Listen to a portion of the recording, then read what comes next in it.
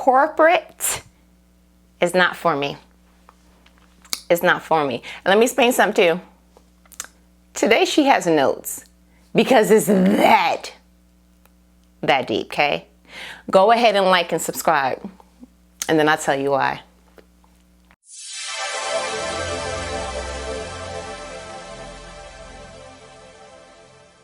I said to myself, out of all the talks that we have, I don't think that I ever really went into depth about why corporate is not for me. And yeah, it may be a little shocking to you, like low key, but like I did not want corporate not to be for me. Yes, I hope that made sense. It's supposed to, okay, great. I wanted very much to climb the ladder, to do the things. Like I really did. Let me tell you how invested I was in corporate. I always noticed that there was an issue with leadership from McDonald's. Okay, my first job, my second job. But I noticed very quickly, y'all don't treat people right? But I thought it was the company. And I can see now in hindsight that I kept thinking, oh, it's the company.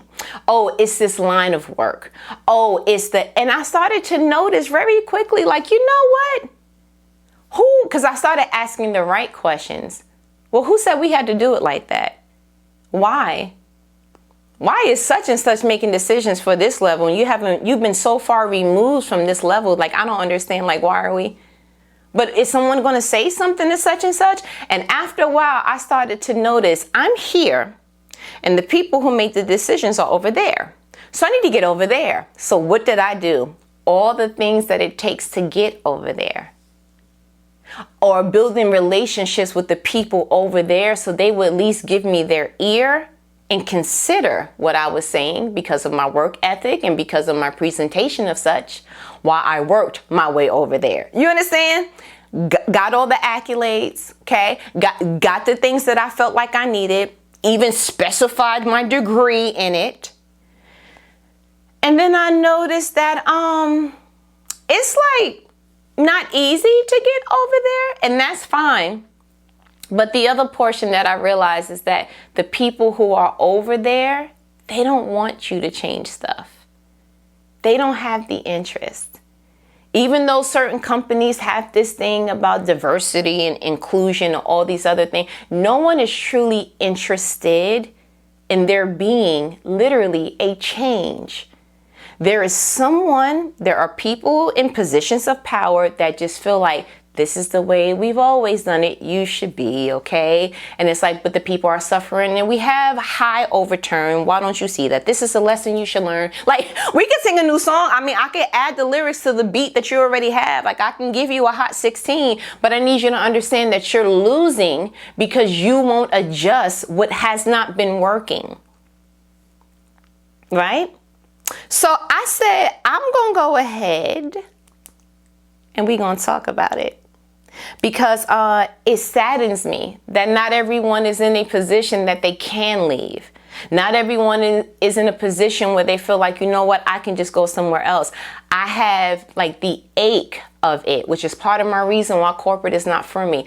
I have never met someone who was truly unhappy with their job, that had the bravery to just leave. It was something that was keeping them shackled where they were. I heard all the excuses from, I'm not going to get a starting pay like this somewhere else because I stayed here so long. I don't have a degree. So if I go somewhere else, they're going to start me lower and I can't really whatever. If I leave here, then I'm this far removed from retirement and then I'm going to have to. And so people have literally made a life somewhere that pulls life from them and have a shackled kind of like thorn in their side that if they leave that position and go somewhere else, they're not going to be able to live the life that they sustained with this job, with that salary, with this career path. And it bothered me because I'm like, so like, just leave. Like, I don't, And it's not a matter of like, oh, you don't understand the irresponsibility. It's like, no, you're fighting for your life, right? You're fighting for your peace. You're fighting to live another day that's worth it to you. Just leave. And I have seen people sick. I have seen people go the FMLA route. I have seen people, and it was like, I can't watch people literally die in my presence. Like, that's hurtful to me. You can call it that I'm an empath. You can call it, I have a problem with seeing people dying, and I don't work in a hospital. That bothers me. Like, and I've even seen coworkers pass and seen the way that jobs treat that. And I'm like, ooh, oh, so you super replaceable. Yeah. Like there is, I had one coworker that passed, and the next day, not even the next day, right after the meeting, people are like, I think I want to take his printer. Are you? Wow, that's what we're doing. Okay, so why corporate isn't for me? Class, okay, great. One, phoniness. I don't do well. I was told that I pretty much carry myself in the corporate realm like I'm in the streets, meaning that I don't know how to put on that professional facade.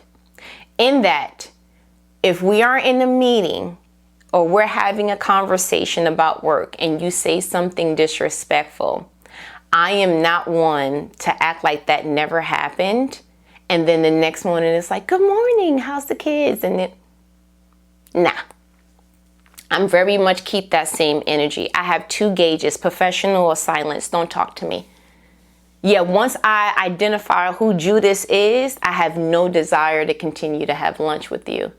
I have no desire to know how anybody in your side of the family, how they're doing. I have no desire. And it's not because I want to come off nasty. I don't have the nice nasty. It's not me. That's way too much energy. But I do have I don't play that game, right? When I do anything, my heart is in it. I don't know how to remove my heart from something that I have to put my presence and my time into. So my heart is in my work. My heart is in my family. My heart is in my friendships. And at any time you tell me, oh, but your heart can't go here, then I can't stay there. So you don't get to say something disrespectful in an email and then wave to me lunchtime. I don't do it. And I literally tried. I tried to just like, hey. And that smell was so ugly. I was like, ooh, I don't want to do it. And I had to ask myself, why do you feel that you have to keep talking to someone that is literally, obviously has it out for you?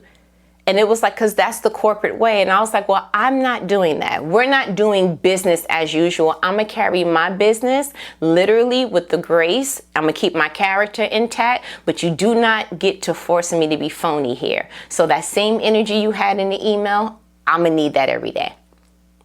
I'm going to need that every day. And so when we speak, it will be no, hey, quick question. Can you, I need everything in the email, because when you speak, I need to be able to have a document trail. And I hate that we even have to do that. You know, if it's not in black and white, like, why do I have to build a case against you? Cool. Then what you're showing me is we can never have a conversation verbally ever, even if it's good morning. So I can't do it. If I know that you are having some type of issue with me, I don't want to necessarily force you to like figure out that. I just don't want you close enough to me that I give you more ammo to hurt me. So don't say good morning.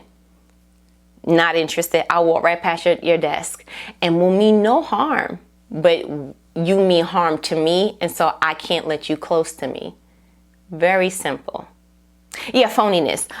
2, promotions and bonuses. I don't like what it's based on.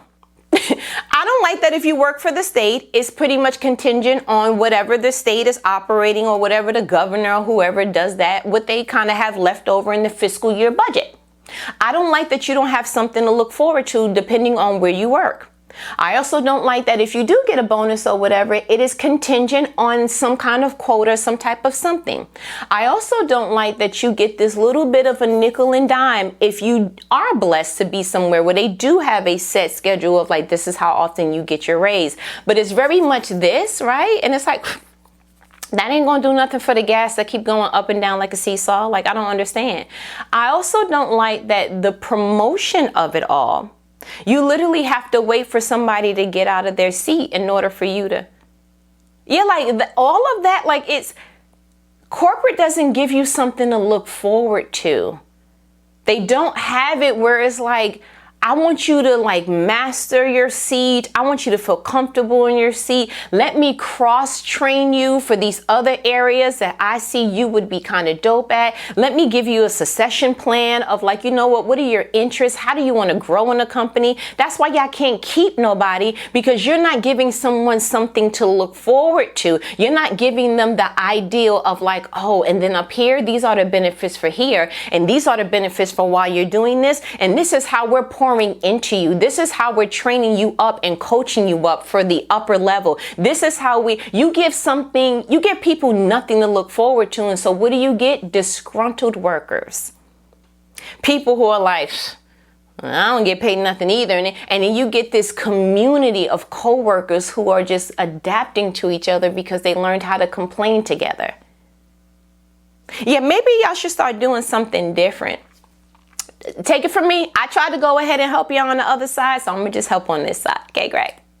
Y'all need to give people something to look forward to. It's a human nature. That's why all of our holidays, if you have not noticed, is usually the bulk of them are at the end of the year. Why? Because it being cold, nobody likes to be cold. And it literally is the most depressing season for most people. Winter is like, oh, it starts to get sad. But what if we give you Thanksgiving to look forward to? What if we give you Christmas to look forward to? What if we give you Happy New Year to look forward to? What if we give you Valentine's Day to look forward to? What if we give you, we held you over just for the springtime, just in time for the spring, you understand? But people need that. You need to know, oh, my birthday's coming up. You need something that triggers an excitement for later while you're still working here.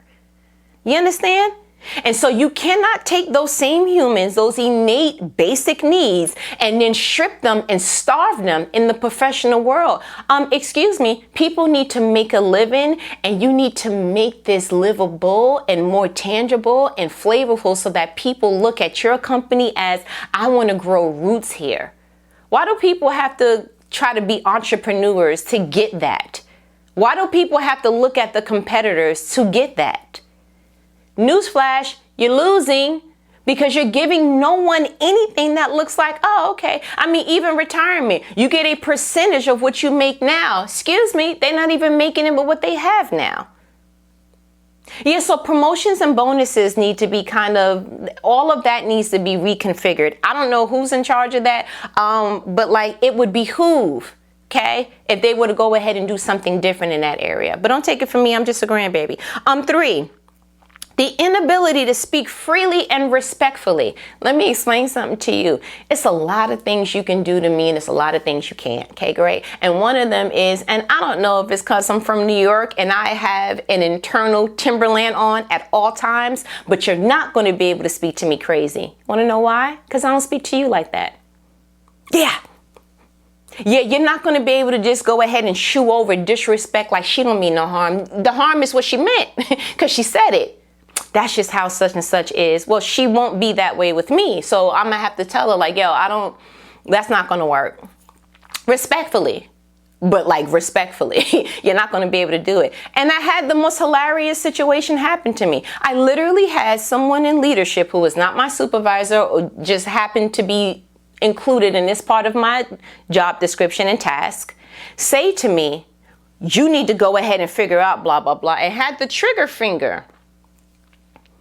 Because I don't know where y'all from, but when this enters the chat, that means disrespect is alive and well. Okay? And I don't do well. I don't. I wasn't able. That's not well. And so when I saw the hand, I was like, oh. Yeah, because you know what? Yeah. And so for a minute, the leadership title went to the side and all I saw was disrespect. So I tried to reduce the disrespect and say in these words, like look at the words that's going to come out, and in this octave, what is it that you would like me to do? Not condescending, just trying to control. Like, you're getting disrespectful, so I'm not gonna meet you where you at, because then we're gonna have to meet me outside. How about that? Like, I don't want to do that. But I'm going to bring this down so that you could possibly meet me, because I don't like where this is going.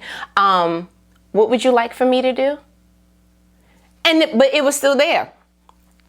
I was like, oh, okay. So I said it again, because even God was calling people's name twice to get your attention. So I was like, well, maybe I need to say it again. What would you like for me to do?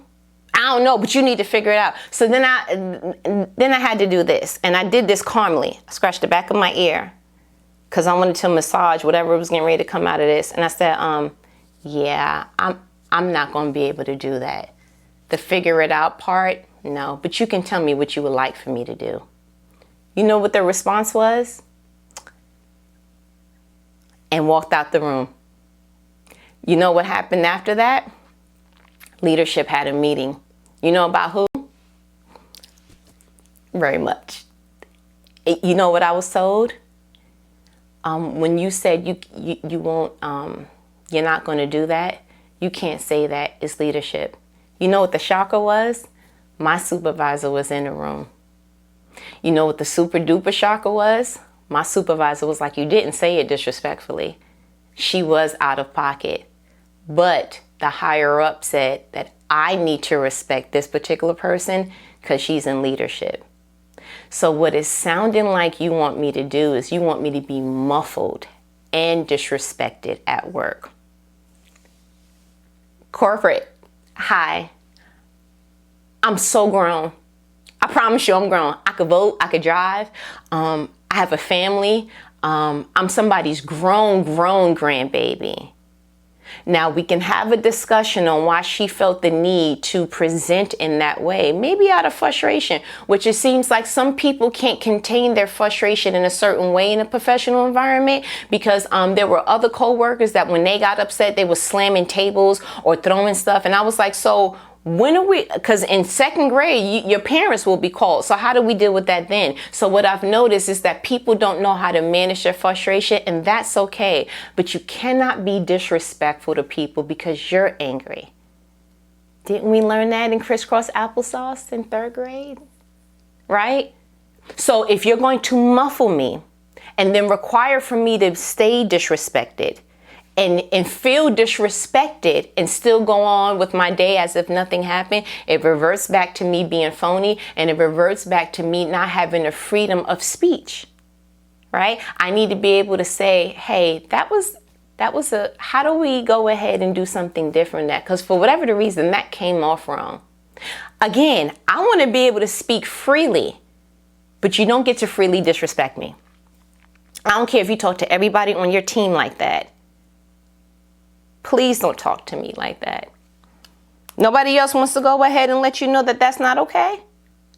I will. Yes, somebody needs to go, can I say something? And maybe that's the first time that you've heard it, or the first time that somebody was brave enough, or the first time that somebody wasn't scared to lose their job to say something to you. I will.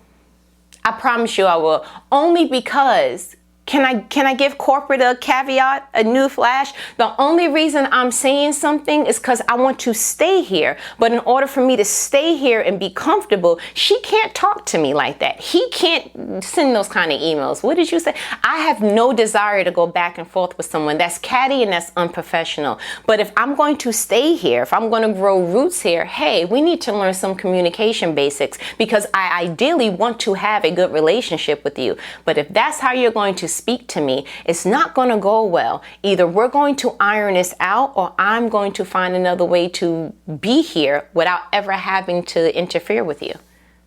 Iron it out or get used to how I handle it. Okay, corporate. Okay. The inability to trust those around you.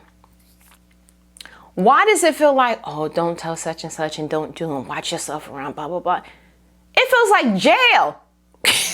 What? You know, that's a pod boss, and you know, that person, she's close to the superintendent, so you can't, you know, the CEOs, blah, blah, blah. You got to be careful because she knows the vice president, and you know that person, it's like, bruh, if I'm a person with good intention, if I have good moral standard about me, I don't have to watch out for anyone, because y'all can have a camera right here all day long. I'm doing what I'm supposed to be doing, because newsflash, I don't work like I'm working for everybody else. I take Colossians 3:23 very seriously. I work like I'm working unto God. So there will never be anything that I do that looks like, if she finds out, like finds out what? That I'm checking my emails and I'm doing what I'm supposed to be doing, and that there's nothing that is falling through the cracks or the waysides, because like I'm detailed oriented, that I'm keeping on task, that if there's an issue with work, let's talk about work, but how I commune with everybody else, I'm really not interested. You understand? Why can't I trust the people I work with? And I'm not saying with like my social security number and my bank account, like it's not that, but I want to at least, I feel like I don't want to have meetings and it's like, so it came back to me that like, what is going on? Like, it's like high school jail, juvenile jail. Rebuke that in the name of Jesus, but that's what it feels like. I don't do well with that. And until corporate can go ahead and foster an environment where I want the two of you amongst yourself to be able to diffuse whatever it is that is brewing. You don't have to include leadership. We're not trying to get people in trouble. Like I literally had someone go to leadership and say, her music is too loud. Because when I went back and got promoted and sat in a certain seat, I could literally hear a mouse fart. And I don't like the sound of typing and machines and all. It was like, I need something that feels soothing. So I went on and put on classical instrumental music. And I put it at, not my first time doing this. I put it at a volume that I can set my own ambiance. I didn't do it like I was cleaning the house. I did it so that I can zone out all this other calculation, sounds and machinery and all that other stuff. Got pulled to the side like, hey, your music, someone came to me and they said, come on, bruh. So I had to send an email out. I was like, hey, listen, it's new real estate for me, but I'm not new to y'all. I got promoted back here. So like, if something is bothering you, just tell me. Like, I'm approachable. It's not that serious. Like, but I really want to go to, so when I said it to someone else, they was like, who said it? It's like, that's the problem. I don't know. It eventually got narrowed down. They told me who it was, and I never brought it to that person because you didn't feel comfortable saying it to me. And it was hilarious to me. It was almost like I had to go ahead, because that bothered me, but I had to just figure out that people don't like change, even if it's positive change. You making it warm back here? You're making it more accessible to feel good at your workplace? How dare she? Now, if I was playing hip hop, or if I was eating something that smelled, I warmed up something that y'all were like, okay, every time she does her lunch, I get that. It's infecting your ambiance. But bro, the volume's so low that I gotta hold my breath to hear the rest of the classical. So come on, like that's just ridiculous. But people reject what is going to infect the infection. I felt the negativity. I felt the cold. And I am someone that my external environments mean something to me. So if it means something to me and I got to be there, I'm going to adjust it without ever impeding you. But it's ridiculous how people are so used to, because you have a connection to such and such, the higher ups or whoever, you run there. Why? And you a cubicle over. Hey, that's ridiculous. You didn't feel the need to be like, hey, can you turn it down a little bit? Like, I don't understand how that works.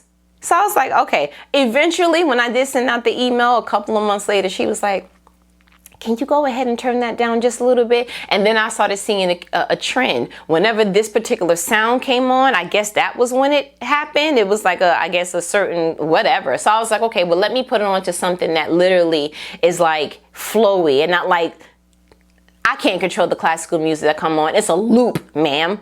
But you know what? I found another loop. So you know what I did? Played Christmas classicals all year round. All year round. That's ridiculous that we even have to do that. But you know what? God bless America, the land that I love, okay? All right, next one. Gossiping and oversharing. Corporate, y'all gonna have to do better with this. You do not get to be someone's GYN immediately. Let me vet you. What do I mean by that? If I don't want to share something with you, it's obvious. You know why? Because I haven't shared it. So when you bulldoze your way into somebody's life, where are you from? Are you married? How long you been married? What's your kids? And how come you're doing it? This, that, and that. I noticed that some people in corporate have been there so long, they are so free with information. You ever had someone share something you like, wow, I would have never said all that. That was a lot. You don't know someone's gauge on comfortable sharing. And so please don't put someone in a place that they're like, oh, okay, this is what we're doing. And you become somebody's GYN. Like, you understand? Like, that's the female Dr. K. Gray. That's how invasive some of y'all feel in corporate. Be easy some. If someone wants to share something with you, they will tell you. How's your weekend? Where'd you spend it? Who was there? How was it going? And then, I see you have a new car. How much and it's like, oh. This is, wow. Y'all asking me stuff I don't tell people on a regular. So to tell people that I don't regularly commune with, this is weird to me. And I noticed that there is an abundance of that. It's almost like I was outnumbered. And so it brings me to my next one. Silence made me an unlikable target. I didn't share a whole bunch. I literally kept what I wanted to get. I don't share nothing I don't want nobody to share. So you'll know that I got a new dog. That's it. People go to, how much did you pay? What did you get? Oh, how did that? See, I said I got a new dog. I'll show you a picture. And then that's how far we're going.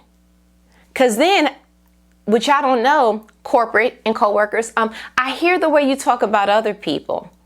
I'm not interested. And so you've proven yourself to be unsafe with even the littlest of information.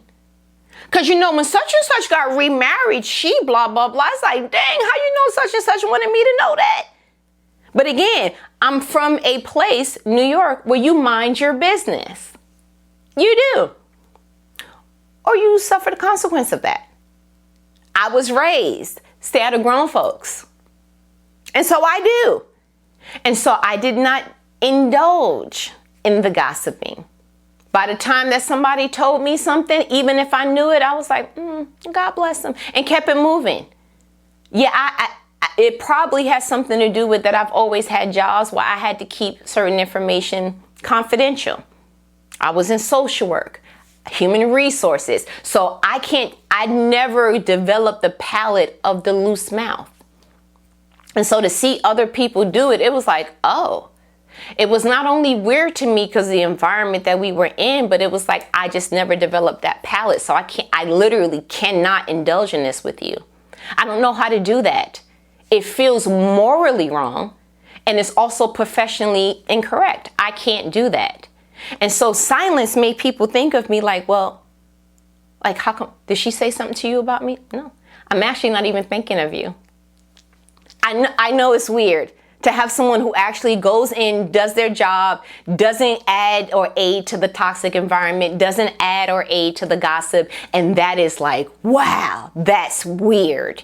We should target her because this is ridiculous. She's not one of us.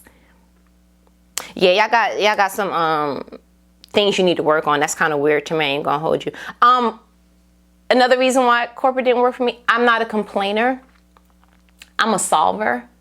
So if you bring something to me and you're like, she did. By the time that we finish with the conversation, I have infused in there. So what do we need to do in order to get? I don't know how to sit and complain. Yeah, I don't know how to sit in the diaper and just like, this stinks. It's ridiculous. By the time that you finish speaking to me, I'm like, so how do we change each other's diaper? Like, what size are we the same size in diaper? Because I don't want to sit there. I don't want to continue to smell that. I don't want to continue to feel that. And is there a way that we can change that? Because complaining just means that we have identified that something needs to change. So let's change it. But I found that people just like, oh, no, we just like talking about her. Oh, then miss me. Because I could be answering emails and catching up on work. I have no desire. I'm your girl if you want to problem solve. But if you want to soak in the problem, miss me. No, I promise. I'm not even going to get offended. Miss me. Because I don't do well Woe is me. Whoa. I don't even know my note. I don't want to know my note. And that's why corporate didn't work for me. Okay, great. The other thing, overworking is toxic for my soul. Y'all coming in on the weekend? You came in an hour early? Oh, good night. You staying? Weird. Weird. Because I understand that too much of anything makes you dislike it. You can't even eat too much of your favorite food. You couldn't go to your favorite anything. You couldn't continue to literally consume something outside of the time frame that you're supposed to consume it and still love it. So I understand that burnout is not only easy to fall into, it's actually harder to heal from, and overworking is never going to be okay. But I have identified that if leadership sees that you're not stressed, it bothers them. It's like, so they add more to your job description. They add more, instead of going ahead and hiring someone else, because that's a job for 3 men, but we'll take it easy on you and put it on 2. They expect you to like, oh, okay, well, yeah, this is a job for Superman. And I don't know his phone number. So what are y'all going to do? Because, yeah. Like, I want to work in excellence. I don't want to work in the vein of anxiousness. I'm not doing it. You will not train me up to be anxious. The Bible says be anxious for nothing. So corporate, take it easy.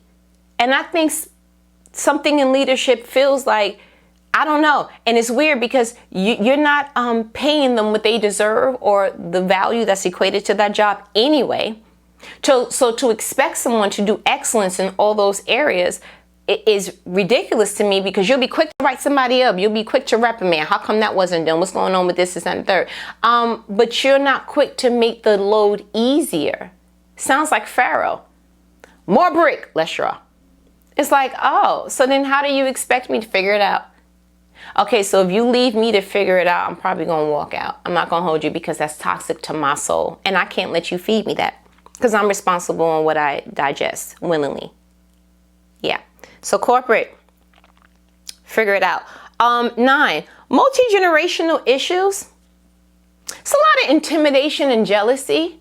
Because if you think about it, this is the first time that we really working with grandparents and older generation. Okay. And there are, what I have discovered, people who are literally jealous or fearful of the younger generation. And it's like, why you feel like somebody's going to take your job, and it's obvious, like there is an attack on the younger people for whatever the reason. Like, you don't look at it like, let me just raise up a generation to actually go ahead and comfortably navigate through the company, or it's like you see them as a threat. And it's like, corporate, I need you to do something to identify that the multi-generational wave that's happening, you need to get a handle on. They are not getting along with, okay? These are people who are learning the fax machine. These are people who FaceTime. We need to go ahead and blend and mend the two so that we have the same work capacity. We don't work the same. We don't think the same. The critical thinking skills is way different. The problem solving, all the above, the innovative ideas. There is a pushback and there's some discord. And anytime that is present, it literally prevents the company from going where it's supposed to be going. Corporate, you need to do something. I tried to help you, but y'all didn't want the help. So maybe there's something that can be done. Maybe someone can open their eyes and say, oh, I feel like there's a divide. There's some people who are going into the retirement years, and there's some people that's coming up. And so if you see that the wave is not really, you can just see it. Look at the little cliques. Look at the people who have lunch together. Look at the people who want to be close together when y'all having pictures and stuff. Do you see a divide? It's for a reason. Why are you not paying attention to that? And it's only going to get worse because there is an influx of younger generation coming in, and we don't like to do or want to do the same way that other people have done it before us, because it's outdated. But how do you make the people who came in with the outdated parts still feel like they're a part of the company while allowing room for the innovative grandbabies to bring the company forward? That's a problem for corporate. Okay, great. The other thing, the reward of retirement isn't worth the punishment of doing the work now. Y'all gonna have to figure it out. You got people coming back 49% because they can't be in retirement the whole way through because the money is not worth it. So the reason why you're having high overturn and people are not really, or turnover rather, and people are not really staying entirely to retirement age is because you are not making it. They can't fathom sitting in this seat for 30 years. You're bugging. Staying in this company for 30 years, have a nice day. And then to know I'm only going to get a percentage of this salary once I get there, it is, again, you give people nothing to look forward to. So what do? You make now so rewarding that it's rewarding now, and then retirement is rewarding later. But y'all don't hear me though. Okay, great. My other one is I can't turn my eye to hurting people. It hurts me that leadership will go in. You ever seen someone's office that their lights are off? And you can see, and I don't know if it's because I have a gift to feel what people are feeling, but I feel like leadership, it's poor shepherd. You're being a terrible shepherd. If you can't see that your sheep are sick, if you can't see that your sheep are hurting, if you can't see that, dang, they're burnt out there, and you don't get the sweetest nectar from the sickest of the sheep, then I need you to go ahead and start implementing okay, ease, rest. It seems like you kind of hover over the ones who are broken, the ones who are lagging. If they weren't always like that, then light bulb, newsflash, give people the gift of rest. Give people the gift of being a safe place enough for them to say, I don't feel my best right now. Leadership is the same as being a good shepherd, but you have to know your sheep in order to know what he, she needs. And I can't turn my eye to, what do you mean? She asked you to still do A, B, and C. She still asked you for that report after you said A, B, and C. And I'll tell you what really got my attention. COVID. I could not, work. Got the cooties, rebuked it in the name of Jesus, and was like, you know what I was asked? After literally hearing me because I was it was only through the grace of God. It was real bad. After hearing that, texting me and then saying, do you think you could sign on real quick to approve? Wow. But I noticed my supervisor only did that because that's how her supervisor was doing her, because leadership has no regard to the fact that you need to know when to back off your sheep. It's a panorama. It will be okay.